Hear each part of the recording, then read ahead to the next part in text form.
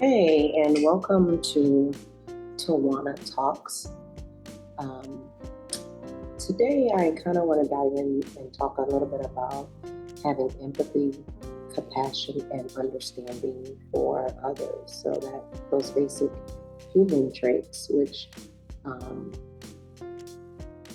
that we sometimes forget to have because we are oftentimes, focused on our own selves, and I don't think that in a lot of cases that we do that by habit or by having any um, cynical type of thought that we're not thinking of someone else. We spend a lot of time with ourselves, and so how can we not think about ourselves? Or sometimes we recognize um, we have empathy for maybe not necessarily the wrong thing, but we have empathy for what we see on the surface. And so what we see, then we can very much so empathize with that.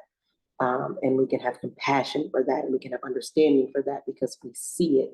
So I want to talk a little bit about the things that we don't see and how we can be more intentional about having empathy, compassion, and some understanding for those things that we don't see.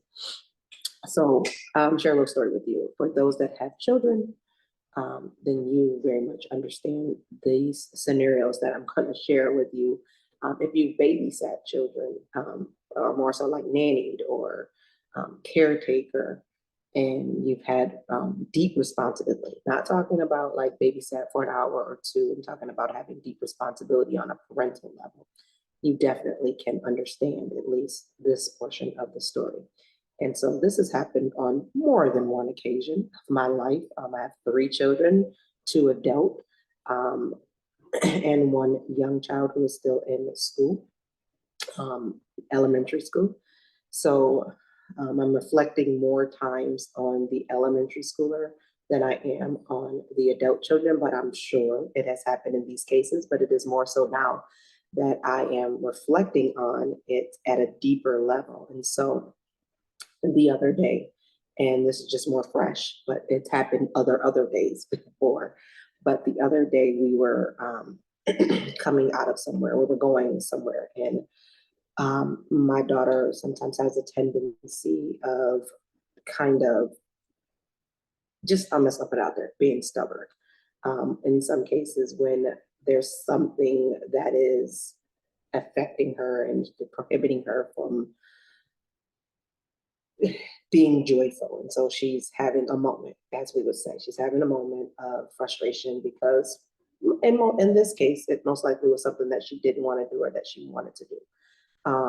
And I work a lot in the space of working with children with ADHD, more so because of my own children and having that level of working with them. And so sometimes these things manifest for children with ADHD because things that we would see are your, not that we, let me rephrase that, things that people would see that do not have a neurodivergent brain or do not have ADHD would see things that are not so much of a big of a deal. Like, okay, things like if there's two options of something and they're both great choices, we would have individuals who are not neurodivergent brains would have the capacity to say, okay, they're both great things. I just have to kind of weigh out my options and see which one I feel is greater. If there's a barometer of choosing, objectively choosing something to be greater.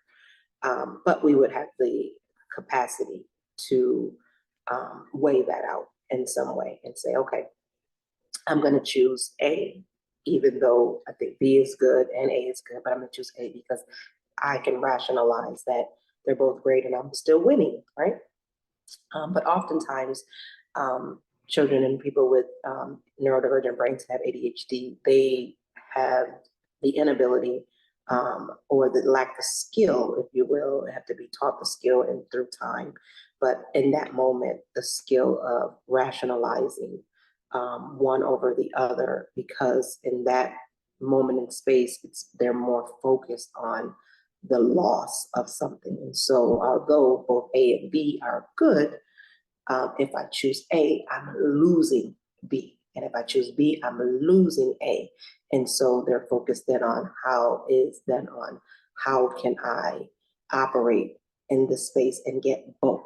And because in a situation it may be, well, no, you don't get both, you only get one. Then it's, I can't decide, I'm stressed, and then it becomes a big blow up. And if you don't understand that, on the surface, it looks as though they're being irrational and being a brat, and let's just move on from there, and you just don't get anything, and now it just becomes a snowball of things. But nonetheless, there's a situation where we were going somewhere, my daughter, and she wanted to go somewhere else or do something else. She was going to an event, which is scheduled every once a week, a science event. But she had forgot that we were going that day, or she wanted to also play with her other friends at home. And I said, well, you can do that after your event when you get home. It's like, no, I don't want to go. And not being able to get past the fact that you're going to have fun when you're going, because this is not your first time going. You have other friends there, and you are going to be having fun. And then afterwards, you'll go home with your friends and have fun there too. No, that was not working. I was being irrational, and everything that I was saying was very irrational to her. Nonetheless, getting to the point, she was very stressed out and very aggravated and upset, and was being stubborn and did not want to go into the place. So I had to make the executive decision and say, well, that's fine. You won't go to the place, but we'll have to go home. And from there, that means that you're not going to play with anyone. And so these are sometimes my attempts at um, coercing her to do what it is that I want her to do in that moment. Maybe it's manipulation, but it's like, we're here, this is what you're doing. And as a parent, I don't see it as manipulation. I see it as, this is a good event. It's something that you love. It's something that you do. So the fact that you're saying that you don't want to does not give me just cause to say, well, we're not going to do it and we're going to give you something else. There's times when that could happen nonetheless. So I'm like, we're going in here, but if we don't, then we're going home and you do nothing. I am still navigating out ways on how to assist and help rationalize through the what I just talked about, not the inability of being able to see the good in both, and moving away from seeing the bad. And that may just come through conscious conversations, and some things that I've also tried that has worked, and I'll continue doing, is in that moment trying to rationalize it's just not going to happen. So looking at other strategies that she can self do to help her get through that. But later on, having those conversations, because the brain still makes connections. But no, anyway, back to the story. I digress. Um, so yeah, not wanting to go into the place, and we're walking out, and she's visibly upset, right? And so I'm already walking to the car, and someone walks by, and they're like, and I didn't know this person, so I was able to dive deeper into the conversation. But even if I didn't, I would have still felt the same way. They're like, oh, honey, what's wrong? And I'm like, no, absolutely not. Ask me what's wrong. Don't ask her. Ask me what's wrong with me, not what's wrong with her. She's telling me what's wrong with her. She's sad. You can see that all over her face. Ask me what's wrong with me, because I'm smiling walking to the car, and I am not happy. And so I say that to say, I smiling and putting on a mask, because behind that mask, I'm frustrated, I'm angry, I'm upset, but she is displaying all of the feelings that I'm masking. And so she is visibly showing her emotions. I am not, because I've lived through enough time of my life to know how to mask said emotions and be able to move through or get through something. She has not developed that because she's not lived long enough for that to master that skill as of yet. And some people never master. And I'm not saying that that is a skill that you should master. But there are times, obviously, when you do need to, put on your game face and keep it moving. But I think that it's important to know that you don't keep your game face on. I guess that's the message in that. But With this, what I'm saying is, um, children are going to display their raw emotions because they have not lived long enough to let the world, you know, in most cases, not all cases, but the world has not given them enough experience to mask their emotions. And so they're going to give you their raw emotion.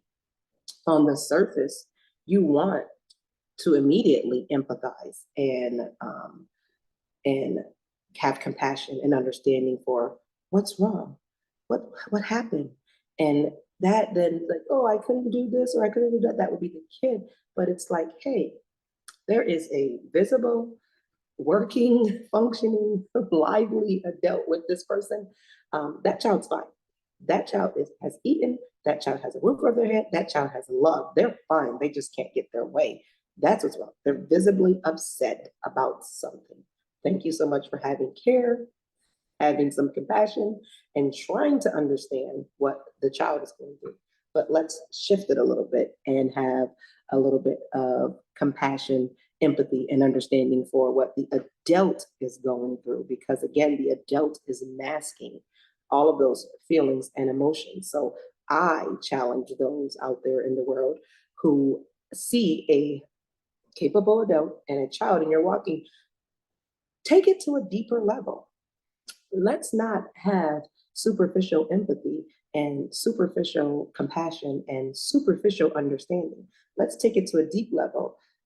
If you don't have children, and even if you do have children, I'm speaking to everyone, but those who don't have children, sometimes it's when you're not able to, so what I'm looking for, when you're not able to see a connection or connect with an individual based on some type of connection, in this case, parents. So if you are a parent, then you would have a level of connection to that parent because your parents, you share that similarity. And so you could most easily take it to the deeper level because you have that connection. So for those who don't have children, trying to understand what it's like being a parent is, a little bit more difficult because you haven't been a parent.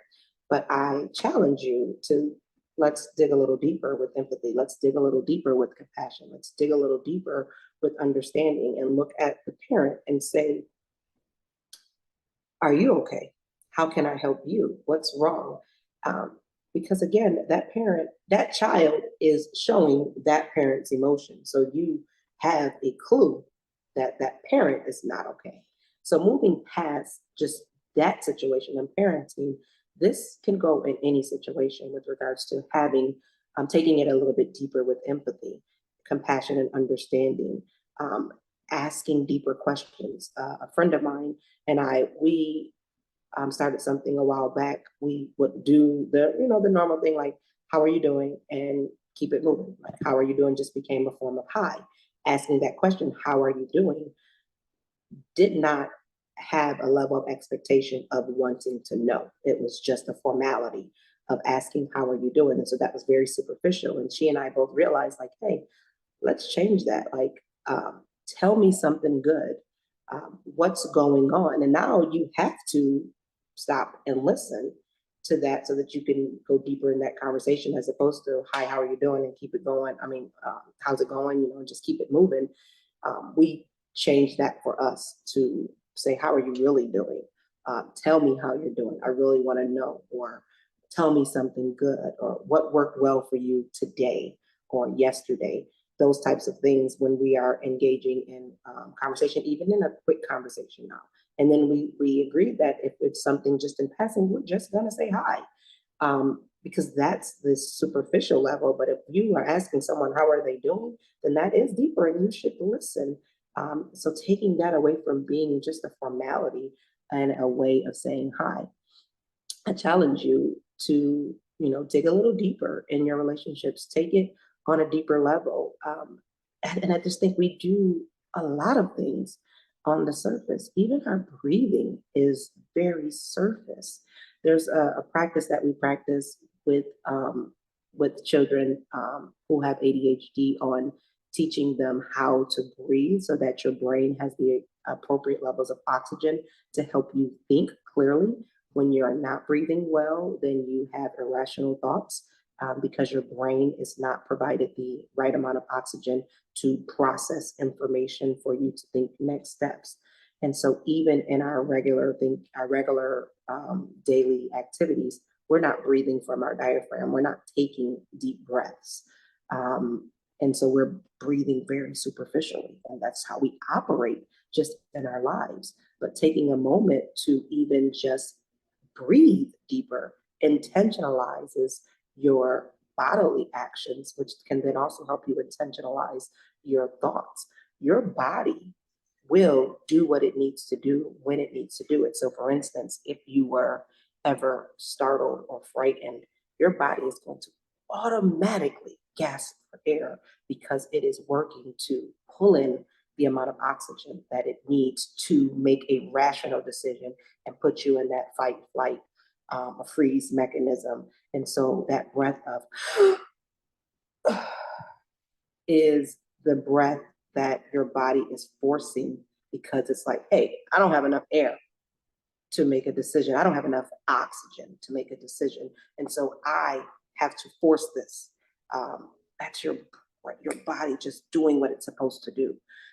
And so the fact that our body knows what's needed, it is us that need to operate our body and give it what it needs without having to go into a reactive phase. Notice I said when you're afraid, your body will force it. That's very reactive. You're afraid because something happened. Let's start practicing being proactive and taking it deeper, not just when something happens, but even when things are not happening. And so asking those deeper questions and engaging in relationships on a deeper and non-superficial level so that when there is something that happens, it's a common practice that you are engaging a little bit deeper in your relationships and conversations so that you know how to be there for someone, so you know how to be empathetic, you know how to have compassion, you know how to understand to a level of what they may be going through or what is happening in their lives so that you can appropriately support them in whatever capacity that looks like. So again, let's move from the surface and let's take it deeper than what we've been doing, trying to get behind the mask that keeps us on the surface.